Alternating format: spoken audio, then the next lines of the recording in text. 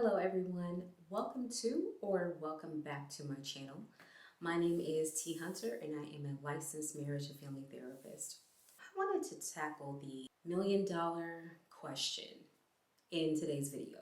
Can men and women be friends? But instead of focusing on that particular question, I wanted to dig a little bit deeper. I think the better question is to address whether or not a particular man and woman solely want to be friends. So what do I mean by this? I will explain. If you see me looking down, I do have some notes here. When it comes to strictly being friends, let me go ahead and use the definition from the Merriam-Webster's dictionary. There are a few, so I'll read the top three that resonated with me. So a friend can be considered one who is attached to another by affection or esteem, one that is not hostile, and a favored companion.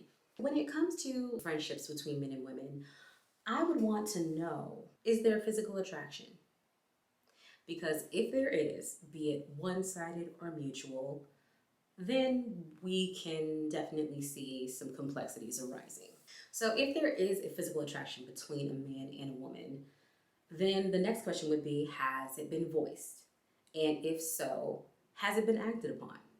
Because if you are attracted to your friend and you voiced it and you have taken steps towards acting on that attraction, then it's going to be hard to backtrack and try to be the types of friends that either have no romantic attraction or they have not engaged in any type of romantic gestures.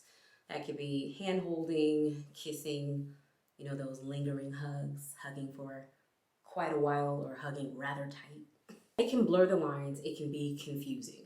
Another thing that I would want to know, what was the goal when the two first met? Were you looking at this person and thinking, oh, they're attractive and I want to get their number and possibly take them on a date? Or did you have the mindset of, I would like to be friends with that person because they seem intelligent or compassionate. Maybe we share common interests. For example, if you meet someone in the workplace and you're working alongside them and you start to find out that you have a lot of common interests, maybe you share the same passions, similar convictions, and your goal is, it would be nice for me to have this person as my friend in the workplace. If the goal is to have a friend only, no romantic attraction, there's no desire to be intimate in other ways other than emotional intimacy, well, then yeah, it's going to be a lot more straightforward. But if the goal is to date this person romantically, then simply being friends with them, that's going to be difficult, especially if that doesn't lead to the outcome of them being together. Backtracking to strictly being friends can be difficult. Another thing to consider is, for men and women who have friends of the opposite sex, how will the friendship between a man and woman be impacted by or potentially impact any romantic relationships that the two friends are developing with other folks? What I mean by that is, how will the friends behave toward each other should one or both of them start dating, especially if they are dating to marry? Another thing to consider is, how will the friends behave toward one another's partners? So if a man and woman, they are really good friends, and let's say they hang out a lot, they go to the movies or they go out to eat, they've met each other's family members. They're really tight. They're really tight-knit. They go to each other and see each other as confidants when one of them is going through a difficult time or they're trying to make life-altering decisions. Are they going to each other for advice and things of that nature? That's going to definitely be a monkey wrench if one or both of them start dating other people, because now the assumption would be you're going to start investing time, emotions, attention, and trust into this person that you're trying to pursue romantically. While your heart is big enough to accommodate friendships as well as romantic relationships, there could be some friction between your friend and your significant other if the boundaries are not clear and the expectations are not outlined, especially if they're not realistic. If you're thinking, oh, well, I'll just call my friend, and your partner is on the other side saying, well, I'm wondering why there are things about you that I do not know. Is it possible that I can get in on that? Because if they feel like they have to compete with your friend for intimate details and they feel that you don't trust them to let them in, it can cause an issue in the relationship if the expectation is for it to be long-term. possibly culminating in marriage. It's going to be difficult to maintain a healthy marriage with someone that you don't trust enough to tell certain details that maybe you don't feel comfortable telling other people. Your spouse is supposed to be someone, ideally, that you can confide in with difficult topics. You can work through problems together. Critical thinking, brainstorming, letting them know, maybe right now I just need you to listen, or no, I actually do need your help in trying to figure out this issue and try to come to a resolution.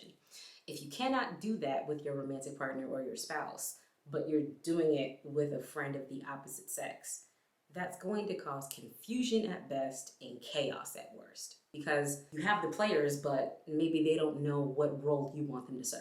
Unless that is clearly outlined, it's just a recipe for disaster. What are the expectations of your friend once you start dating or they start dating? Are you scaling back on how much alone time you spend together?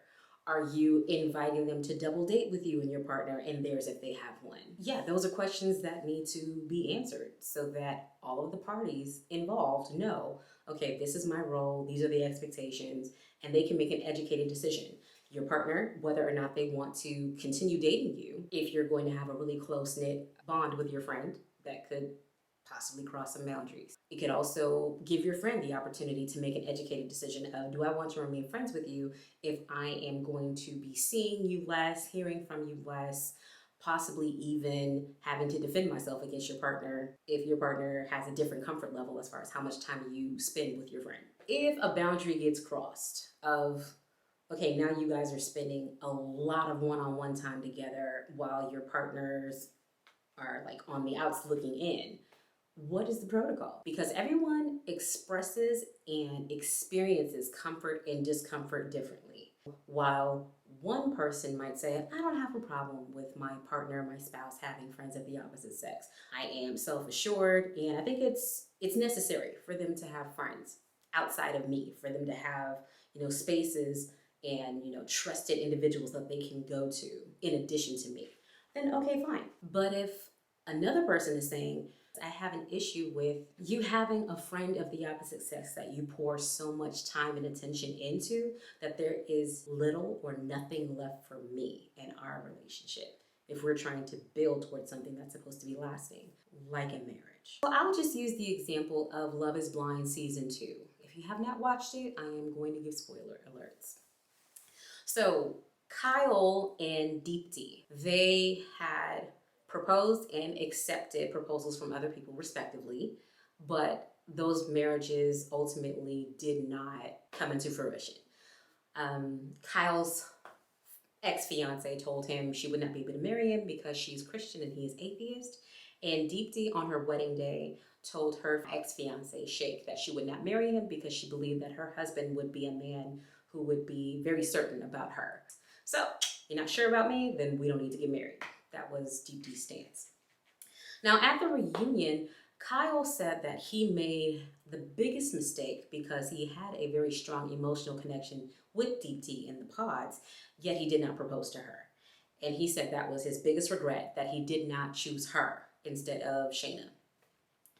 After everything is said and done, here we are with the Love is Blind after the altar special. And Kyle and Deepti, after he, made this declaration of, I made a mistake, I should have chose you. Now they are bonding and spending a lot of time together, yet they're referring to each other as friends. However, at one point, Deepti did say, it is a situationship. We don't quite know what this is. We do know that we have feelings for each other. We're attracted to each other. We are spending a lot of time together. Like the first call in the morning and the last call or text message at night. I was thinking to myself, now if they're going to keep up this label of we are just friends because they have not made it official and declared I want to date you and ultimately I want to marry you, that would be a very confusing dynamic for outsiders to try to navigate. Let's just keep it real. They were not just the friends that hang out all of the time and it is strictly friendly. No, they had mentioned that they are kissing. They're having those romantic gestures and they're bonding in a different way than this is my homegirl, this is my homeboy, he's like a brother to me, this person is a friend that has become family. Nah, more like y'all trying to make a family. That would have been a very confusing ground to try to sew into if they were to call themselves trying to talk to and seriously pursue outside connections with someone else. That just proves my point. Friendships between men and women are possible as long as there are no complications, such as one is attracted to the other or they're both attracted to each other.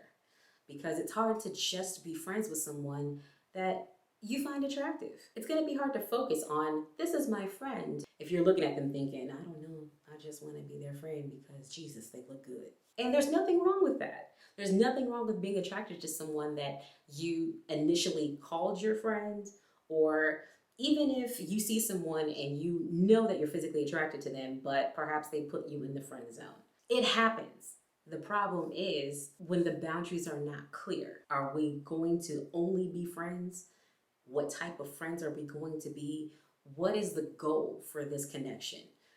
Do we just want to be the type of friends that, become like family? We hang out, you meet my person, I meet your person, we marry other people, and then, we're so cool that our kids are pretty much, raised like cousins. Or you're my friend right now, but I am attracted to you and I want to see where this can go. And then y'all make a very clear decision of, we are going to romantically pursue each other. We started as friends, but now we're going to be more. If those upfront and honest conversations are not had, there's just so much room for hurt feelings, and possibly even damage to whatever that situationship was. That doesn't have to happen. It's better to have your feelings hurt up front because you took a chance and the person says, hey, I just want to be friends with you and nothing more. Maybe they might change their mind later on, but it would be easier to have that hurt come up front versus you're investing time, emotions, you're planning things together, you're meeting family, you're meeting other friends, and then one day one of you is like, hey, I want you to meet so-and-so, my girlfriend, or I want you to meet so-and-so, my boyfriend. I don't know how the person who might feel blindsided by such news would not also feel like, man, you've just been playing with me this entire time. Instead of communicating, this is what it is, this is what it's going to be. If my feelings change, if my intentions change, we can go back to the board and revisit and, reset boundaries as needed. I think what can make male and female friendships confusing when the expectations are not clearly outlined. Valentine's Day just passed. And there are some people who, have friends of the opposite sex and they're going out because, well, you don't have someone, I don't have someone. Well, you and I are really good friends. Let's just go to dinner, or let's just go and see that movie that we're both very interested in. If you make it a tradition to spend Valentine's Day with your friend because neither one of y'all have anyone, what happens if one or both of you get someone? If you don't have that conversation and you don't implement healthy boundaries up front, then you might have one friend that's thinking, well, yeah, I know that you're dating or I'm dating or we're both dating, but Valentine's Day, we binge watch movies. That's just what we do. And the other friend can be thinking, well, no, I'm not going to binge watch movies with you. Now I'm going to celebrate or not celebrate Valentine's Day, period. But whatever I'm doing that day, I'm doing it with this person that I'm now dating, or I'm doing it with my spouse now. I'm going to have to make room for you elsewhere. Men and women, absolutely they can be friends as long as they're very clear about what the end goal is for that friendship. If you're trying to be friends with someone in hopes that maybe they might grow an attraction to you because secretly you were attracted to them, it can be pretty jarring if that attraction does not grow. It's just best to be upfront. And drop down in the comments with your feedback. Let me know. Is it black and white for you? Can men and women be friends? Yes or no? Or do you think that there have to be more questions asked and more things that need to be explored before you can arrive at a yes or a no? So if you enjoyed this video and if you like content like this, definitely feel free to give me a like, subscribe for more content, hit that notification bell so you don't miss a future post. Thanks so much for watching, and I will see you in my next video. Bye guys.